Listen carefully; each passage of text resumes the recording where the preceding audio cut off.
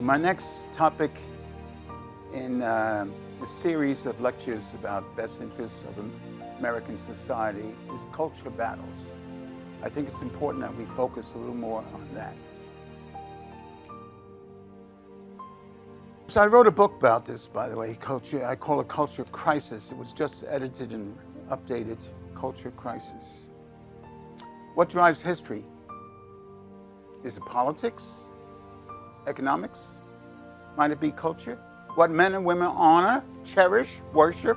Isn't that the most dynamic element in human affairs?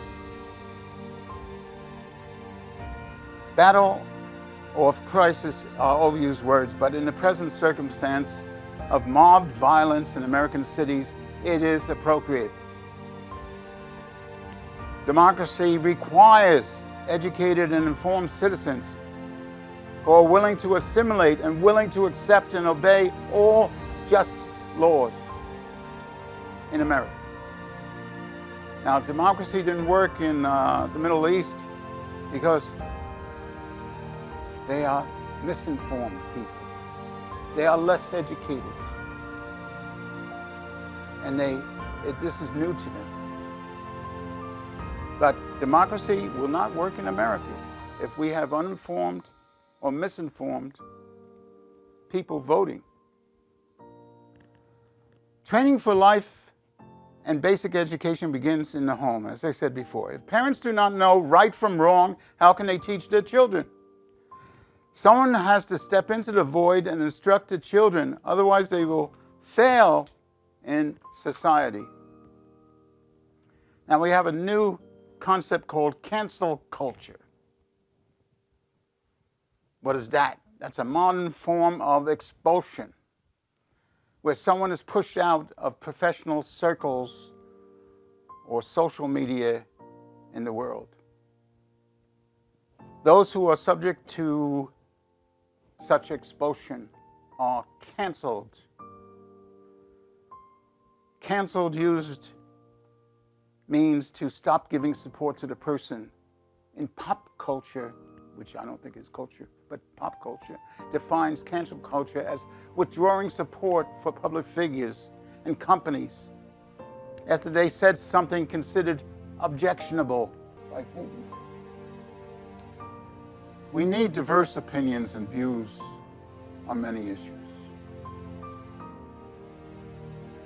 As I said before, it's not stopping speech. We need more speech if you disagree with someone.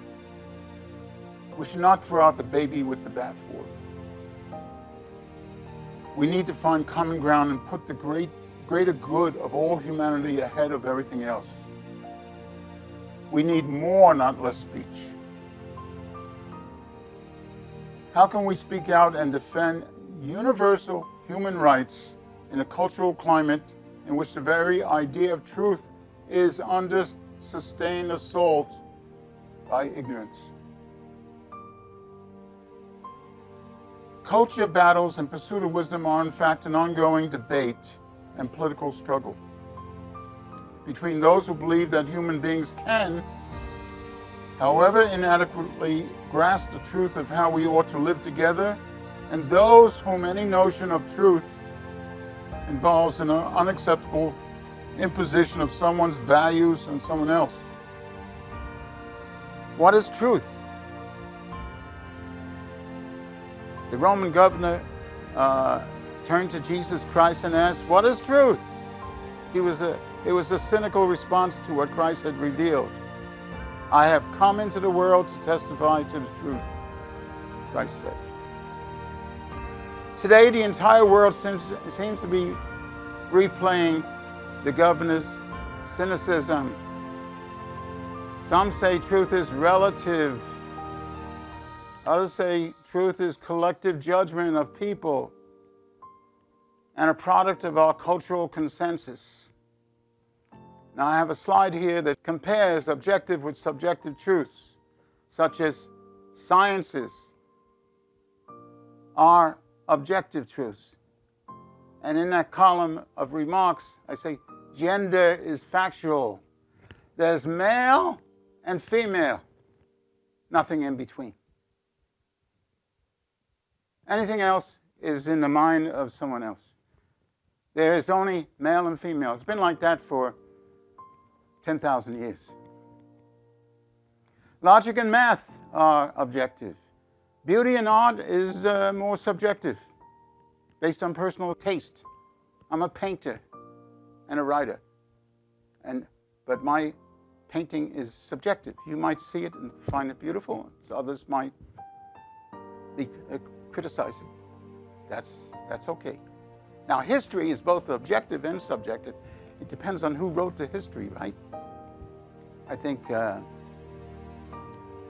French leader said that, Napoleon. Medical and health is both subjective and objective. We found that out lately, haven't we, with the pandemic? There are subjective truths and objective. It's part science and part art. The fertilized egg is human, 100% human. Contains the human genome. Nobody can deny that today.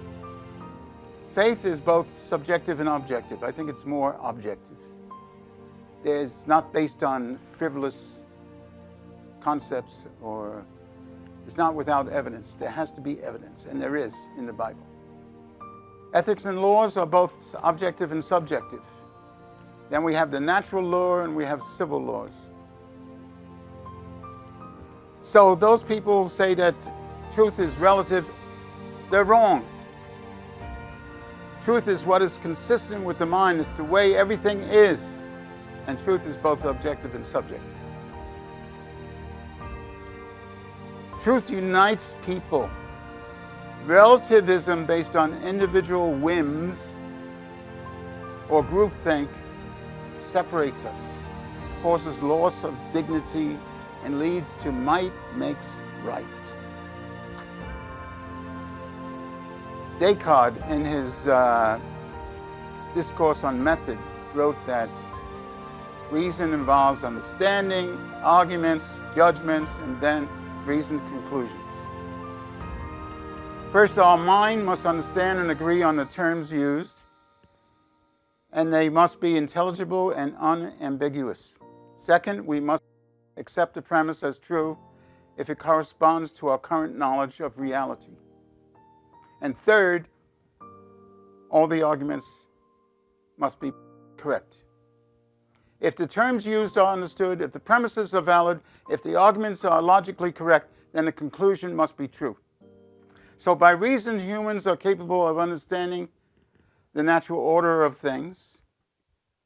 By free will, humans are capable of directing themselves towards seeking what is true and good. By intelligence, humans are endowed with knowledge.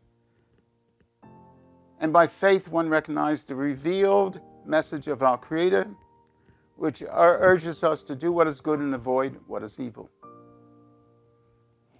With the stakes of our personal choices so high, it would be prudent to make every effort to choose correctly. There is an ideological clash between fanatical ideas and reasoned thinkers. And we had better find a solution to this ideological battle. So whatever you do or don't do in life has eternal consequences. My next episode will be about equality.